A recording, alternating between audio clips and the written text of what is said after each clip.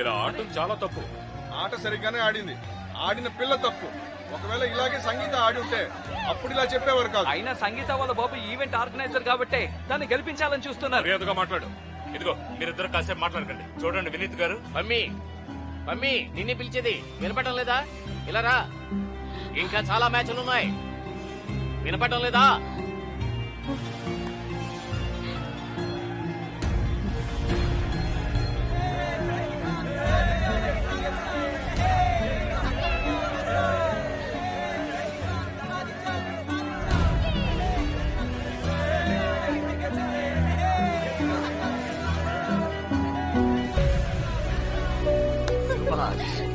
నేను ఒక్కడిని తప్పు చెప్తున్నాను అనుకుందాం, కానీ ఇక్కడున్న వాళ్ళందరూ తప్పు చెప్పరు కదా.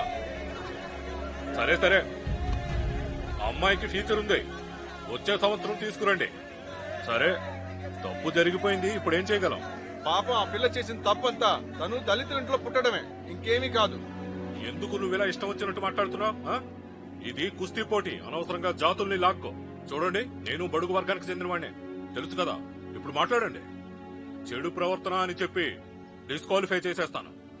అయితే చేసేయండి, మీకు కావాల్సింది కూడా ఇదే కదా, మాలాంటి వాళ్ళని అణగతొక్కడం. అలాంటప్పుడు ఈ పోటీలు పెట్టి నాటకం ఆడటం ఎందుకు? కాసేపు మీరందరూ నోరు మూస్తారా? ఎందుకు దీన్ని పెద్ద చేస్తున్నారు? ఇంకా పెద్ద చేయడానికి ఏం మిగిలిందని కోచ్ గారు. ఇప్పుడు ఆ సంగీత నేషనల్స్ కి వెళ్తుంది, అంతా నాశనం అయిపోయింది. నా ఏడాది కృషిని ఒక్క నిమిషంలో మింగేసింది. మమ్మీ నువ్వు ధైర్యంగా ఉండు, కోచ్ గారు మాట్లాడుతున్నారుగా. కోచ్ గారు ఏదో ఒక్క నిమిషం.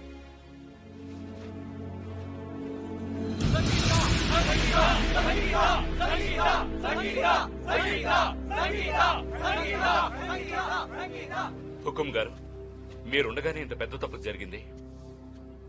మీరు మా నాయకులు, మీరు ఇలా మౌనంగా ఉండకూడదు. కోచ్ గారు, మర్యాద లేకుండా మీరు ఇలా వచ్చి మాట్లాడడం బాగలేదు. ఈయన ఇక్కడికి మన అతిథిగా వచ్చారు, ఈయనెందుకు అనవసరంగా మన విషయాల్లోకి లాగుతారు? జడ్జిల తీర్పే ఫైనల్, అర్థమైందా? ఈ జడ్జిలు మీ జేబులో ఉండేవాళ్లేగా, మీరు చెప్పినట్టే చేస్తారు. ఏయ్, ఎక్కువ మాట్లాడొద్దు పైల్వాన్. మాట్లాడితే ఏం చేస్తారు? ఏయ్, ఆగు. ఏయ్, ఆవేశపడకండి. నేనున్నాను కదా, ఎలాంటి తప్పు జరగనివ్వండి. ఏమండి, మీకోసం పంచాయతీ వాళ్ళు ఎదురు చూస్తున్నారు.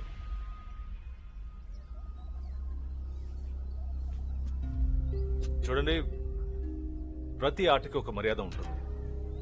జడ్జి ఇచ్చే డెసిషనే ఫైనల్ డెసిషన్. ఒకవేళ మీకు ఇది నచ్చకపోతే మీరు ఫెడరేషన్ లో అపీల్ చేయొచ్చు. కరెక్టే కదా? హుకుం గారు, మీరు నిజంగానే అద్భుతమైన తీర్పు ఇచ్చారు. రండి సార్, మనం వెళ్దాం. సర్పంచులందరూ మన కోసం ఎదురు చూస్తున్నారు. పదండి. పదండి. రండి రండి. అదేంటి?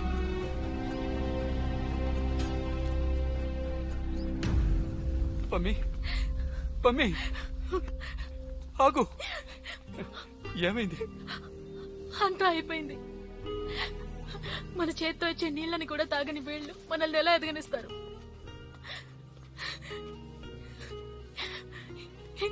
ఈ మాయదారి క్యాస్ట్ వ్యవస్థ వల్ల మన జీవితాలు మరుగున పడిపోతున్నాయి.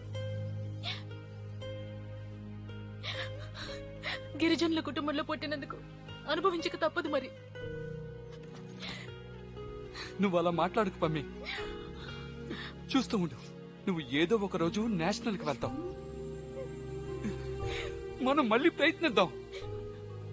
అన్నయ్య, నీకేమైనా పిచ్చి పట్టిందా? నువ్వు ఇంకా నా కోసం ఎంత ప్రయత్నిస్తావు? నీకున్నదంతా నా కోసం పనంగా పెట్టేశావు. నువ్వు చదువు వదిలేసావు, నేను ఈ ఆట ఆడడం కోసం. కానీ ఏమైంది? నాశనం అయిపోయింది. ఏం చేసినా ఈ పాపిష్టోళ్ళు మనల్ని ఎదగనివ్వరు.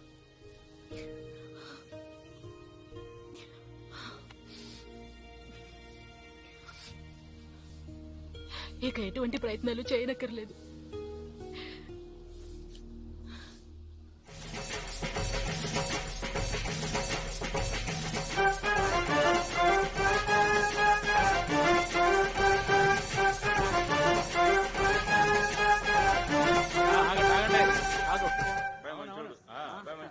బాబు ముందు లస్సీ దాగు, కొంచెం చలవ చేస్తుంది.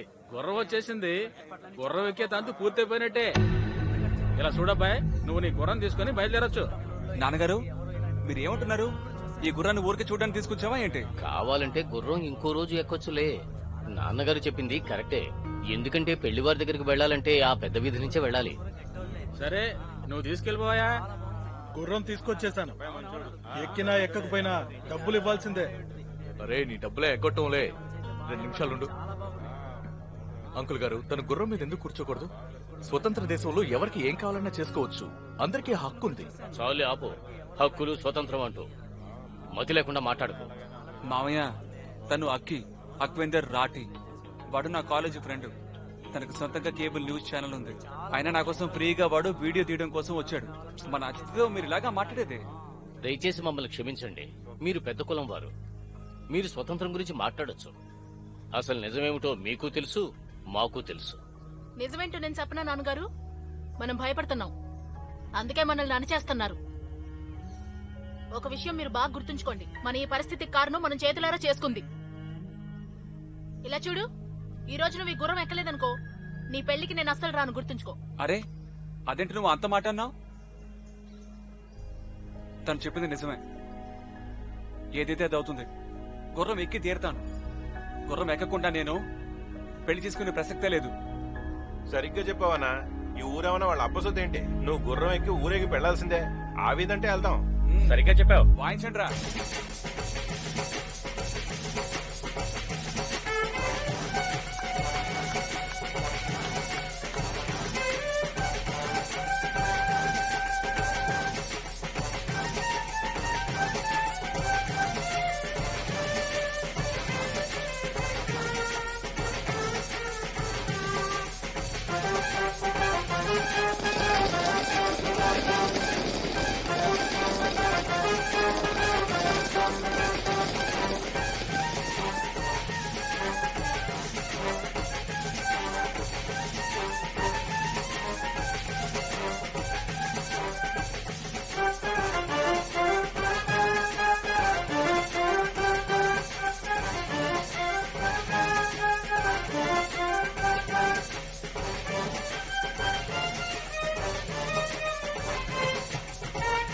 ఆగండి, ఆగమంటున్నానా?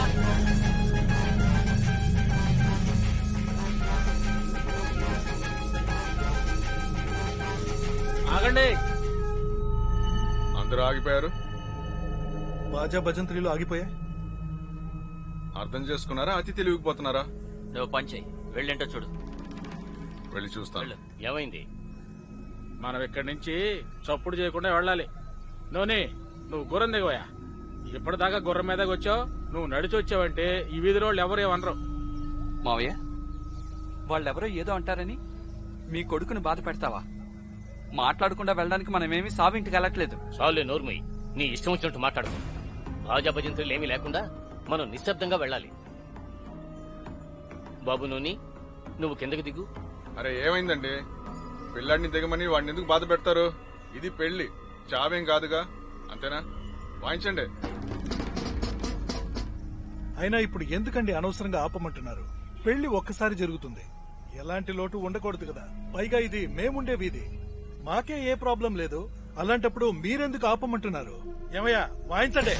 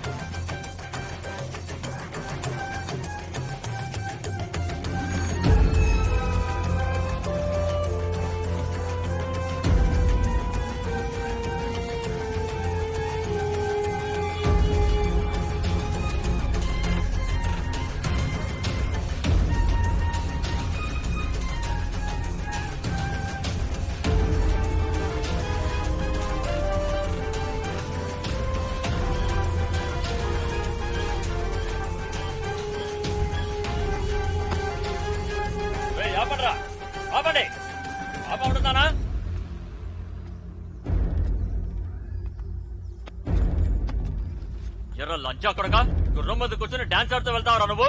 నీ బతుకి గుర్రావుడి తక్కువైందారా? ఇదిగో. ఒక్కటే తక్కువ. ఏం చేస్తున్నారు?